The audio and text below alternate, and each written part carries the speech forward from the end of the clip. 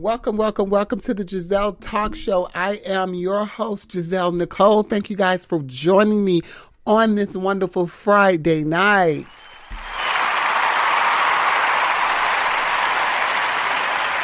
Y'all could have been anywhere in the world, but y'all chose to be here with me. I really appreciate you guys. Listen, we're going to be getting into things today. Happy Friday to everyone. I hope you're having a great, wonderful Friday. We are about 25 minutes late today. I do apologize. Today's October the 14th, Friday, October the 14th. This is actually my grandmother's birthday weekend. She would have been 82, if I'm not mistaken, or 86. I'll have to add it up. But yes, if she would have still been here today, so happy heavenly birthday weekend to her. And tonight I'm sipping on some good old cognac as usual. Y'all know I'm drinking my brown, and I'm drinking it out of the Gezelle Talk Show podcast cups, as you see. Our wonderful coffee mugs, which will be up very soon. Just stay posted. To all the guests and to all of the listeners, if you do DM us, we will send you an exclusive gift package from us. So just hit us up in the DM, and that's on the Gezelle Talk Show podcast show or Gezelle Nicole page on Instagram, or you can just contact me on Facebook. But yes, I will send out a gift package from us, a nice little gift box. Something we have in store for the children. So, if y'all have been sleeping under the rock, then y'all haven't heard what's been going on. But I'm pretty sure, just as well as I heard what's going on, y'all have heard what the fuck has been going on. Because this shit really threw me for a loop. I didn't know what the fuck was going on. So the girls are at war. Twitter is going bonkers. First it was Akbar versus Cardi B. That was like last week, the other week or whatever. They were going back and forth at each other. And now it was Cardi versus JT, which which me get into that. I feel like that whole JT and Cardi B whole beef and all that shit that they had going on Twitter. Of course, Nicki Minaj is the root of the problem. Of course, she's the source of the problem, and all lingers right back to Nicki Minaj. So, like everybody was saying, JT was really being Nicki's lapdog. And she was, and she proved it afterwards with everything that she did on the live with JT and Nicki. Everything she did after proved that. And then the mere fact to try to go at Cardi when that girl supported you guys, supported them when they were starting, with that whole feature that they got from her, like that stamped the city girls. And I felt like that was a real, slap in the face to then try to go against her just to try to be on Nicki's good side. Like JT, it really showed the insecurity. It really showed her insecurities. Yeah, it really showed just how insecure she is. Because that was just like, I will never beef with another bitch off the back of another bitch. That's just not cold. That's just not something that you do. I'm not beefing with no bitch off the back of another bitch just because that hoe got beef with somebody. And then, especially if this is not even my good girlfriend, if this is not even somebody that I even speak to on a daily basis like that, why am I going to put myself in the middle of their beef? That's just stupid. But the girls, they do their own thing. They do what they think is right. But JT did, go at Cardi and was just really, I felt blowing the situation up, amping it up, making it bigger than it actually was. And I was just like not there for it at all. Then it went into Nicki Minaj versus Lotto, which came out this week, and it's just been so much circulating around this. And I'll get into it. Just let me let y'all know what I pinned down. So, Lotto and of course Nicki Minaj versus Cardi B is actually, what I said was it's actually so hard to watch because from the angle I'm seeing it from, Nicki is very much so giving bitter jealous. Now, I listened to the phone conversation between Nicki and Lotto, and it was really giving bully. It was giving intimidation. It was giving abusive power. It was giving abusive authority. It was giving privileged. And it really makes sense with what all the other girls have been saying over the years. What Remy Ma said, what Little Kim was saying. It makes perfect sense now. It makes perfect sense. Like, this girl is very bitter. She wants to be the only girl at the top. She wants to be the only queen. She's creating these scenarios and these fake beef to go at these girls in hopes of it'll knock these girls' fan base. In hopes that, I'm telling you now, quote me, she's doing the shit in hopes of this will get the barbs on this bitch ass and make her do the same thing it did for Iggy. The same thing. Turn her fans against her and slowly but surely just push her on out the game. Not working this go round. I don't understand why she's so bitter though. I voiced my Facebook post stating that Nicki Minaj is getting that same karma back, that same low vibrations and low frequencies that she put out during her earlier career success. Towards the beginning, when she started really catching wind and being compared to Little Kim and everything, instead of her being honored and feeling honored for that, she felt more privileged and like, oh, I'm the new bitch on the block, fuck these hoes. And now the same thing is happening to you, and you feel like a bitch owe you something. You ain't even changed nothing in the game. You didn't change anything. You followed Kim's blueprint, which was very smart.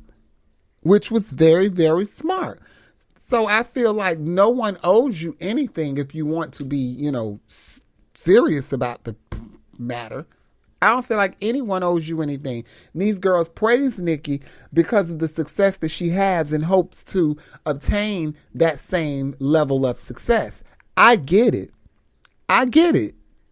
But there's a way to do that. And Lotto is showing that. She's showing and proving that, like, I don't have to kiss your ass for me to get to the top. I don't have to apologize for the statements and the things that I have said because you disagree with them. You can disagree with them, and that's fine. But I still stand on what I said. And I like that. I thought that was real big. I was like, yes, you felt that way. You stand on it.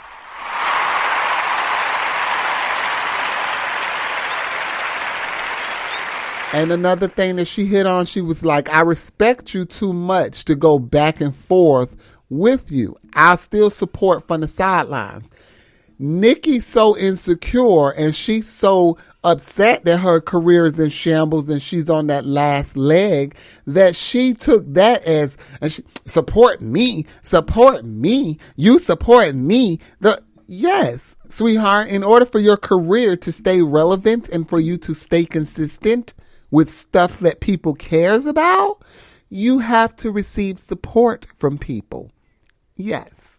And like Lotto said, she's admired. She idolized Nicki Minaj. She liked her from the pink tresses to the Barbie chain to all of that, standing in line to go to her concerts and all of that.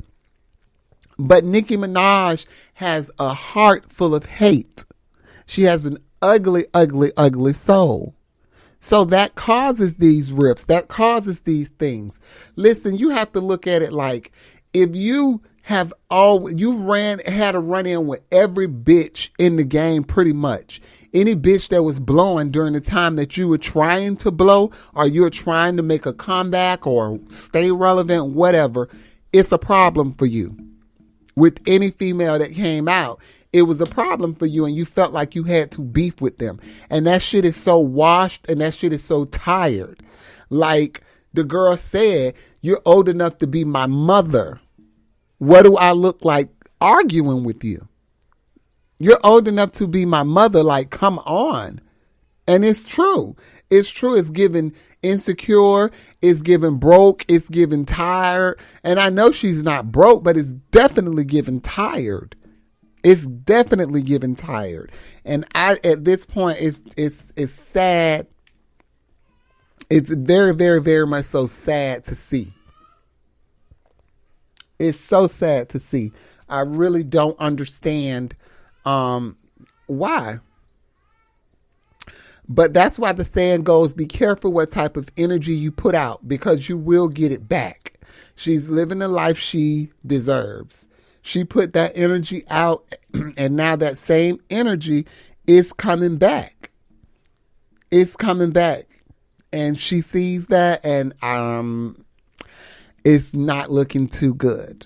It's definitely not looking too good. But if you guys haven't heard the audio, I do have some of the audio from the conversation that they had. I want to say it was about 2 minutes, maybe longer, 3, something like that. But y'all just take a listen. It's delusional to say that other girls are flourishing. Recognize we weren't giving the platforms that we're being given right now. What platforms have you got? And I give you props all the time in every other interview for opening the door for that to be a possibility now. Saying that, okay. So what, in conclusion, what do you think you wanna say about, let's let you finish your statement about what female rappers were doing before and what they're doing now. I want you to finish it. I finished it, Nikki. Okay. I said, and for a long time, it was you. It was me. Yes, so and your you didn't do your research.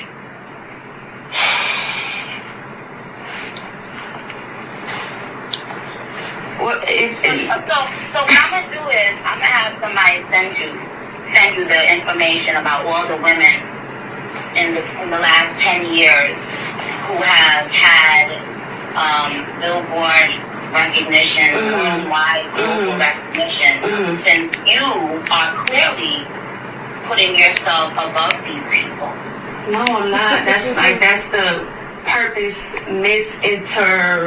I can't even think of the word. Like, just purposely trying not to understand what I'm saying. Purposely misinterpreting my words. I don't even understand what you're saying because see. No, I know exactly what I'm saying. What I'm saying is it was you running for a long time. I never said that you're no longer running. I never said that you're no longer running. I said that there are other females flourishing. What is the problem with that? The hard way. You're going to have to learn the real world and the... Well, I love you, and I will, regardless, you know what I'm saying, I'm going to support you from the sidelines. I feel from the sidelines, because I can't do it publicly when someone is literally subtweeting me for no reason, purposely trying to misinterpret what I'm saying. I respect you too much to go back and forth with you. So I appreciate you for getting on the phone with me. The song lyric was recorded last year, way before any of this, and I cannot. Yeah, you said, because you just said I like to say it's given though. The it's given bar was nothing. It didn't have nothing to do with you. And it's not going to benefit you. You understand? If people around you cared about you, they would have told you that's not going to benefit you. What's not going to benefit me? Let me go. I have to do a Zoom. I'll hit you back. Thank you. That's so sad. Like, did you hear that? That is so sad. And my hat's off to Lotto, because she handled herself so professional but so real. You know what I'm saying? Like, she didn't curse. She didn't go off. She didn't feel the need to get loud. She stayed calm, cool, and collect while Nikki doing all of this yelling and all of this screaming about what somebody's like. Girl, give it a fucking rest. You feel like somebody owe you something. This girl don't owe you shit. She worked hard for what she got. Every bitch working getting paid. In the words of T.S. Madison, every bitch that's working is getting paid. So don't be around here bitter and mad and bruised ego and all this bullshit here because you see a bitch flourishing more than you're flourishing. That means you need to water your flowers a little bit more. You need to plant more seeds and you need to water your flowers a little bit more. Because there's no reason, I see no reason to sit there and hate on this girl. And I've been seeing this coming. I seen this coming a mile away. I said this a couple of shows back. I have to find it so I can replay that shit. But I said this a couple of shows back. And I was like, she's really going, I can tell she's really going after Lotto. And the crazy part about it is because I seen her praise Lotto. But the same way she praised Megan, and then she ended up going at Megan. Like, that's so weak and it's so tired to sit there and do that. And then feel like a bitch owe you something. Like, oh, do you know how lucky a bitch was to get a verse from me? And blah, blah. Baby, your verse is not even putting you where you need to be. They not even putting you in the motherfucking top 100. So why would a bitch be motherfucking bothered? It's really giving tired and bitter, I swear. And I swear I need to call this episode 47, It's Giving. Shout out to Lotto. Shout out to motherfucking Lotto. That's how you motherfucking, they say the student becomes the teacher at some point. Okay? If you taking notes and you doing the right motherfucking shit, the student becomes the teacher at some motherfucking point. And clearly she studied and she did what she had to do. And she didn't just study your bitter ass. She learned all of the girls I can see, and she respect those that gives respect. What you have to realize is there was no Nicki featuring any female rappers 2010, 11, 12, 13, 14, 15 when she was popping. I didn't see her featuring nobody, none of the girls. Some Young Money people here and there, Rihanna's, Eminem's, all this bullshit here, but you weren't going down there to Southside Jamaica, Queens and getting none of those girls that spitting. You weren't going down there to the Bronx getting any of those girls that was spitting. Like, you weren't trying to go get nobody and open up that door, shed that light on, bring share some light to, like, no. That didn't happen. I didn't see that start to happen until Lil' Kim did her show at Hot 97 and she brought out all the girls, the Brat, Missy Elliott, Queen Latifah and all of them. Then Remy Ma turned around and did it at her Hot 97 show and she brought out all the girls. That's when the female unity really went to start kicking up in high gear. And then I seen Nicki jumping on other female rappers' songs and all of that and trying to, give little sub tweets and shout outs and all this shit here. But it was like, at that point, you only doing it because somebody else doing it. Like Cardi praising the girls, Cardi putting the girls on, Cardi having her video. When she did her WAP video, her putting Suki Hani on there, her putting Ruby, what her name is, Ruby Rose, all of those girls. Those up-and-coming girls that probably was at that borderline, about to blow, finna blow, gonna blow. She shed light on all of them. And that was major. You can't pull up Nan fucking Nicki video where she brought in other unsigned female rappers and shed light on them. None. And when I holler about you, there's no female unity in that child. None at all. And I can care less about what she say coming out her motherfucking lying asshole in her face. I seen the way she did Lil' Kim, and that told me enough. And now she's getting the same motherfucking karma back. Double.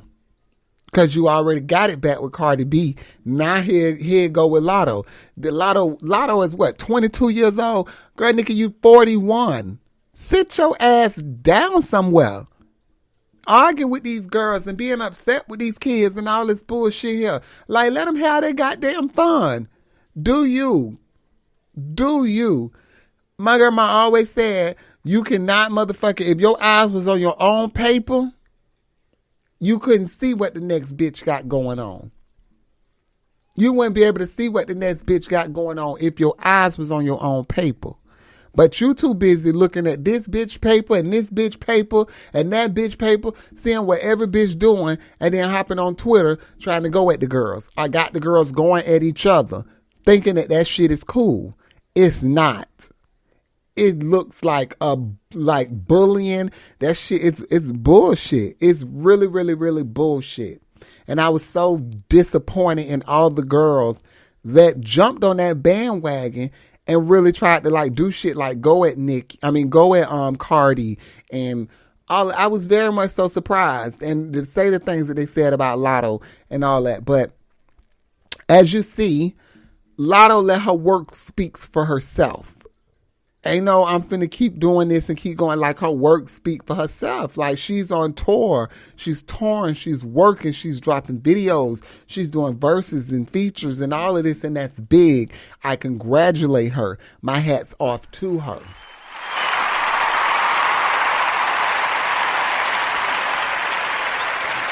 Because if Beyonce ain't teach a bitch nothing else, she taught him the best revenge is your motherfucking paper. So, if you know like I know, you'll focus the fuck up and get in your bag and stay in your bag. Hello? Them shots fired. Shots fired. Get in your bag and stay in your bag. That's all that's saying. But I was very much so disappointed. I was very much so disappointed. Even with Nicki going back and forth and doing all of that and calling this girl. Like, you really called this girl. You really called this girl. Creating a fake beef. That's so sad. And she was dead serious. She was dead fucking serious.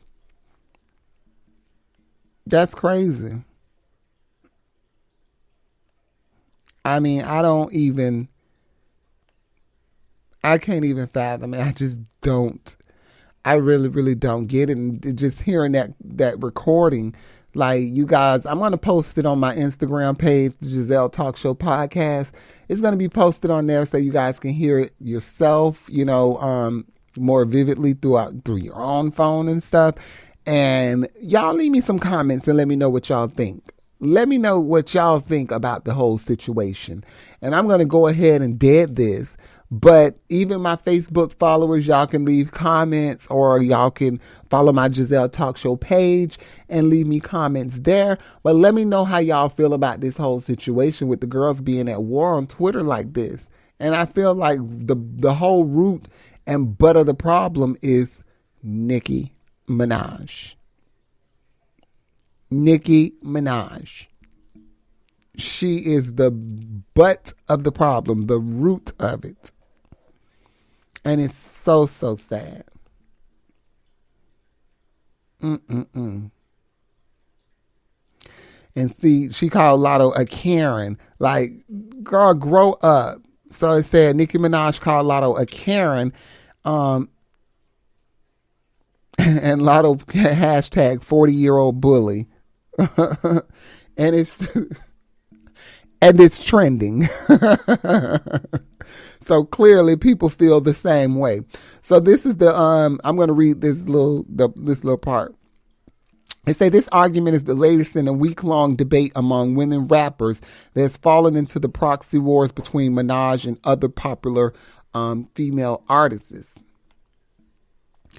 It started on Thursday when Nicki Minaj posted a live stream captioned, "Dear Grammys." In the video, she revealed her frustration that her single Super Freaky Girl had been removed had been moved out of the rap category into pop, pointing out that rapper Lotto's Big Energy had not. That's so crazy. That is so crazy. I would play the video, but I don't want to give it too much. But just a reminder, Grammy nominations aren't announced till November, but Lotto, a 23-year-old rapper from Ohio, had her first mainstream hit with her 2021's Big Energy, and clearly Minaj thinks she's in with a chance. On her Instagram live stream, Minaj said that she felt her song and Lotto's song should be competing in the same genre based on their respective productions, and that she felt there was a larger industry movement against her. They stay moving the goalposts when it comes to me, said Minaj in the live stream. If you can't tell by now, there is a concerted effort to give new artists things they don't deserve over artists who have been deserving for many years. That's an opinion, not a fact.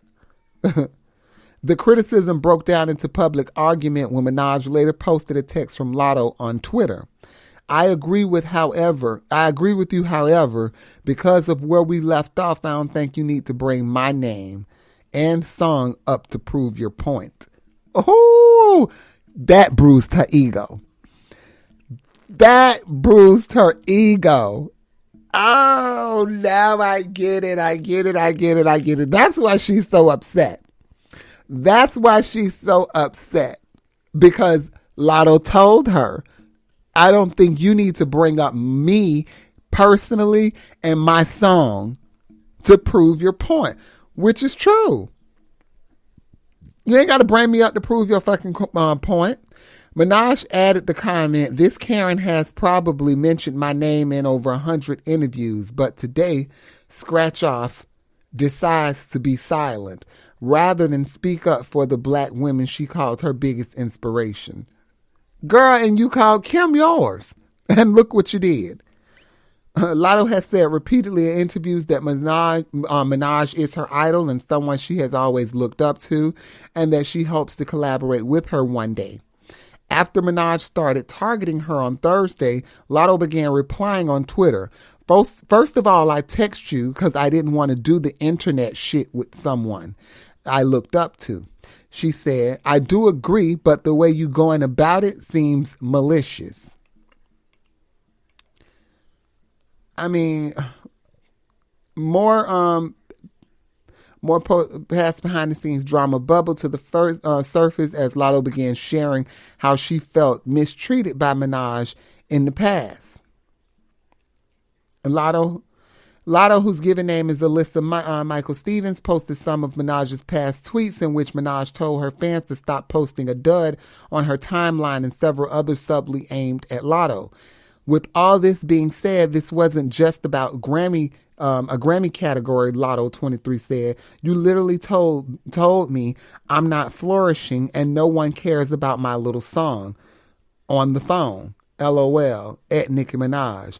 Lotto then posted a recording she'd made of a conversation between the two of them.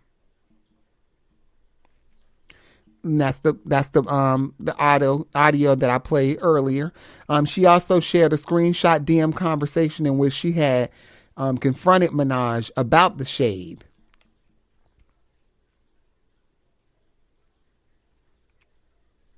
Oh, I can't see it. Ooh, child. That is just crazy. But that shows you, these girls be so fucking insecure. Like, you so insecure, you so upset about a motherfucking Grammy nomination.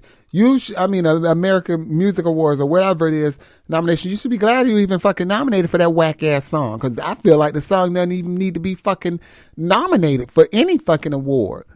The shit is bullshit. As so, the last fucking 3 singles that the bitch done put out, bullshit, garbage. And she's upset that these other girls are winning. She's upset. Clearly. And that shit is so sad. It's so sad. Like, grow up. Grow up, girl. You 40 years old and you around here arguing with a 20, 21, 22-year-old, 22-year-old about a motherfucking fucking nomination that she has no control over and talking about she should have spoken up for you. Bitch, your people need to speak for you. That's what you hire a team for. They need to speak up for you. That she's not obligated to do a goddamn thing. She ain't obligated to do shit.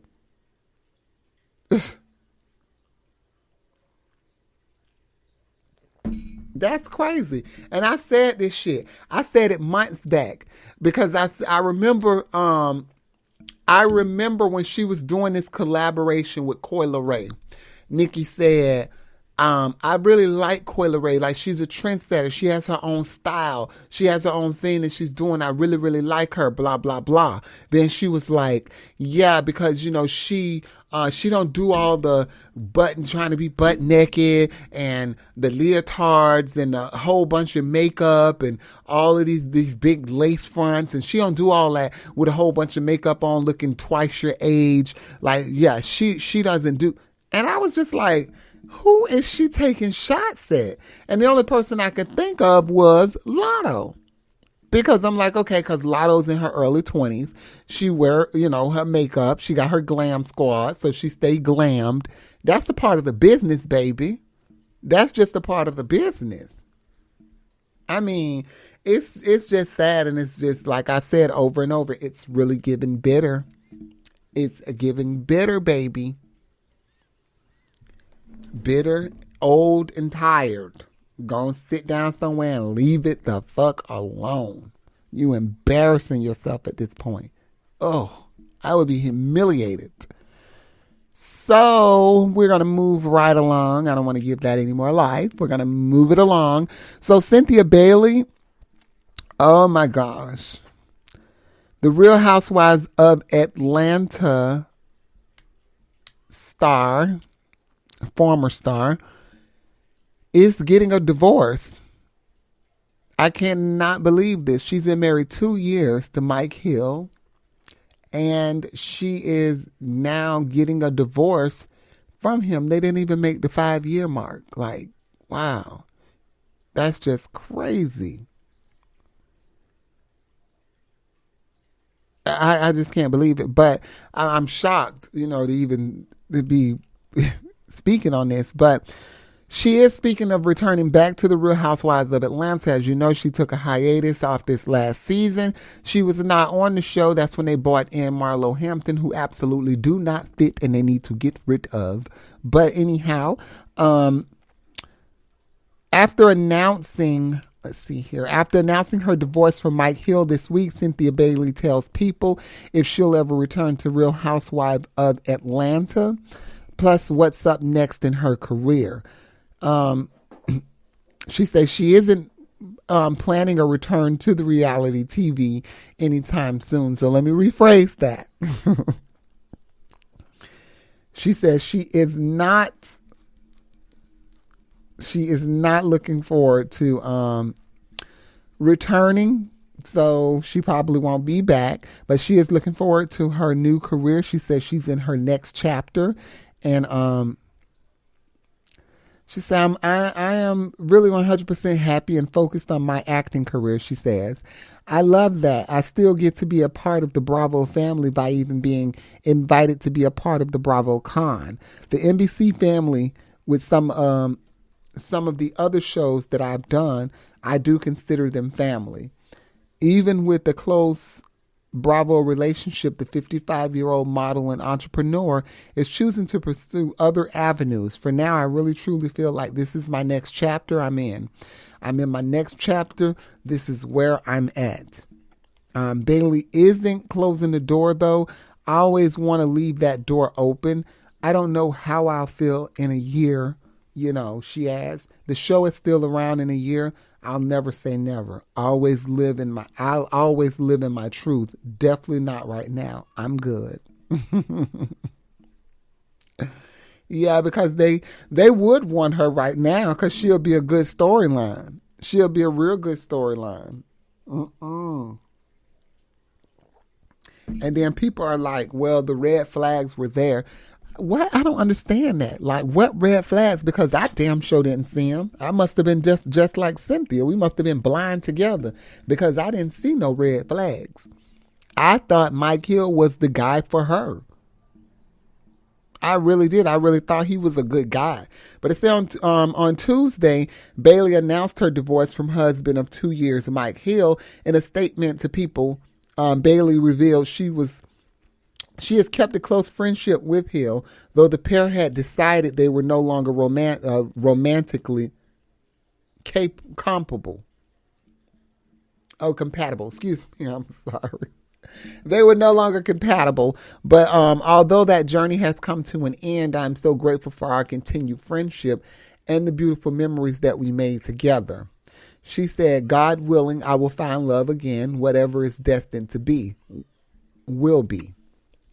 And I could not be more excited for my next chapter. Since the announcement, Bailey has felt an outpouring of love from her Real Housewives of Atlanta friends and fans. She spoke with gratitude for where she's at in life, even while processing her divorce. I'm just so blessed and grateful that I've had this life. I wake up every day and I pinch myself, she says.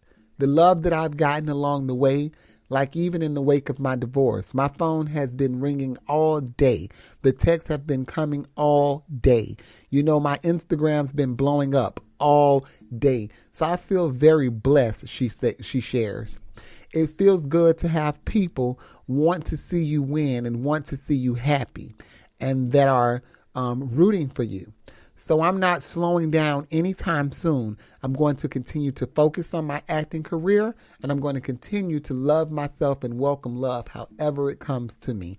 Shout out Cynthia Bailey in her next chapter and everything that she's doing. I am heartbroken for her because I know how deserving she is of love. Just from what I see off of TV. I don't know her personally, but from what I see, it seems like she's very deserving of love, and she's just not getting it. Not properly. And that's so fucked up. That's so fucked up. I just don't understand it. I don't get it. I don't understand it at all. But my prayers and condolences and all that good stuff goes out to her and Mike Hill, and hopefully they find the love that they are looking for in this cruel world. I want to thank you guys so much for tuning in tonight. You guys are the absolute best. Go ahead and get your Friday nights going. It should be about 9 o'clock? Oh yes, it's about that time to get those Friday nights jumping. All that good stuff there. But I want to thank you guys for tuning in. Catch us next week where we'll have a special guest. So make sure you guys tune in. You don't want to miss next week, episode 48. Thank you. Love you guys. Have a wonderful Friday night. And I'll see you guys next week.